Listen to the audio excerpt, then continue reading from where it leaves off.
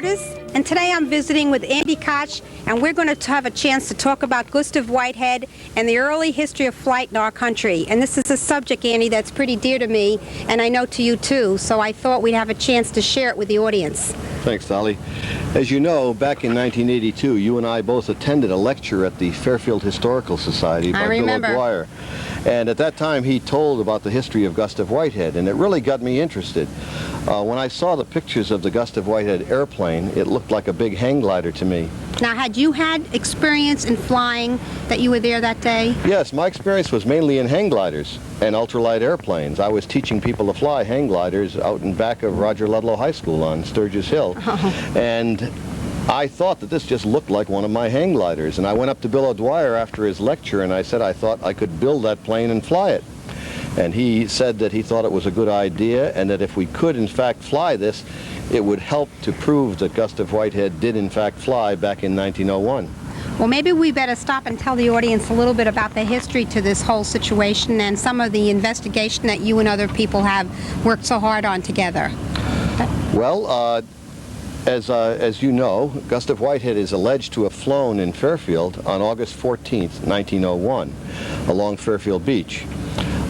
There was quite a bit of evidence, at least I think there's a lot of evidence. Bill O'Dwyer, who wrote the book History by Contract, thinks there's a lot of evidence.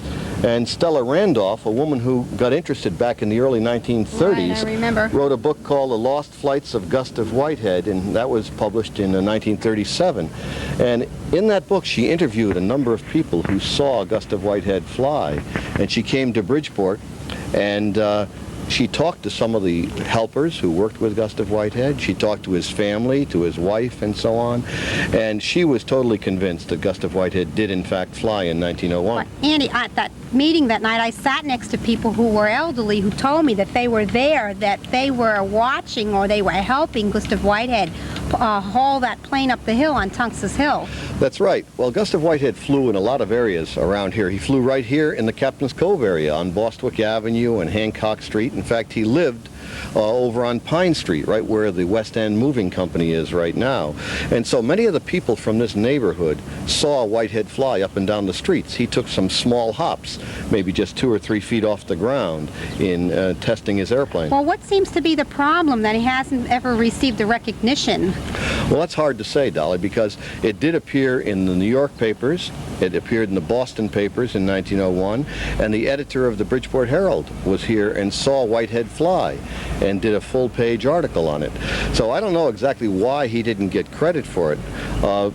In Bill O'Dwyer's book, he mentions that there's a contract that exists between the Wright brothers and the Smithsonian that forbids the Smithsonian from saying why anyone ever flew before the Wright brothers, or they lose the Wright brothers airplane. And he seems to think that that has a lot to do with it. Andy, so has this man actually been written out of history? Well, not really, because in Europe, in many of the countries, they consider Whitehead the first to fly. And you'll hear more about that later from Doc Gunther and from a young junior high school boy who did some research also on this. He found that Whitehead is given credit in other countries. Yes, I knew that he has in his own home country. He was a German immigrant, correct? That's correct. He was born in Leutershausen in Germany. But in his own hometown, they have a museum. That's correct. In his honor, which is really something to think about, that we haven't really even have any area here in Fairfield. Would it be Fairfield or Bridgeport? Well, we have an area right here. Actually, this hangar that Kay Williams built at Captain's Cove, this is the site where Whitehead did a lot of his research. He caught birds right here. He did some of his test flights right here. We even have a picture where he landed in Black Rock Harbor and they were pulling the airplane out of Black Rock Harbor, which is this area right behind us. I even saw a film. Somebody took the time and did a dramatization on his life that I saw at Sacred Heart. That's correct. Do you know what that's called? That was a docudrama. I forgot the name of it offhand. Wind Crossing, I think it was called. And it really is not absolutely true. Right, it was a dramatization. Right. So But tell me a little bit about the plane now, because I know you spent the last couple of years with the help of Kay Williams and then a lot of other people I've met who've helped work on this replica. That's correct. After discussing this with Bill O'Dwyer at that meeting in the early 80s, I really wanted to build this airplane and try to fly it. And so I mentioned it to Morgan Kaolian, the airport manager, Right. who's a friend of mine. And he mentioned it to Kay Williams. And Kay was very supportive. He offered us a building here at Captain's Cove when he was first starting up this area. And we didn't jump at the chance right away because I didn't have the finances. And so a short time later, Kay said he would build us a hangar, the one you see right behind Now, us. why did you want to build it, though? Is it just that? Just for the fun of it. I just wanted to build Okay. this thing and see if I could fly it because I was a pilot and it looked like a lot of fun to do, and that was my main interest at the time. So tell me what happened then, because Well- now it's practically built, isn't it? Yes, it is. Well, then Kay Williams offered us a hangar and $10,000 to build this airplane. So now we had financing. So we went out, bought some wood. I got one of the local boat workers around here who was a boat builder, Steve Haddock, a young fella, and he helped me lay out the plans for the fuselage, which is kind of boat-like, as you can see. Right, it is.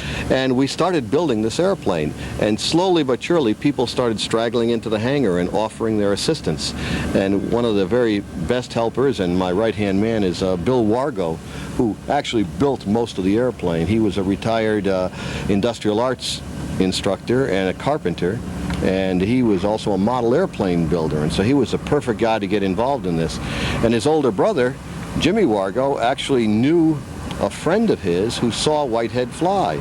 And so I got the two Wargo brothers interested, and then from there on, we just got different people coming in at different times offering their skills. So in it's building are these people very much involved, and it's an intense thing with them to try I think it is. I think it's become more intense as we go on. It took us 2 years to build this thing, and then well, about 2 years to get it flying. Well, it's beautiful. I think we should just, if we can, just take a quick look at it, and maybe you could tell me a little bit about it. Sure. Some of the details to this. Okay, well, the most obvious detail is these large, beautiful wings, which are made of silk. They are beautiful. And the struts that support the wing are made of bamboo. That's a Calcutta bamboo, a very strong bamboo. The fuselage, the boat-like fuselage, is made of Sitka spruce and is covered with canvas.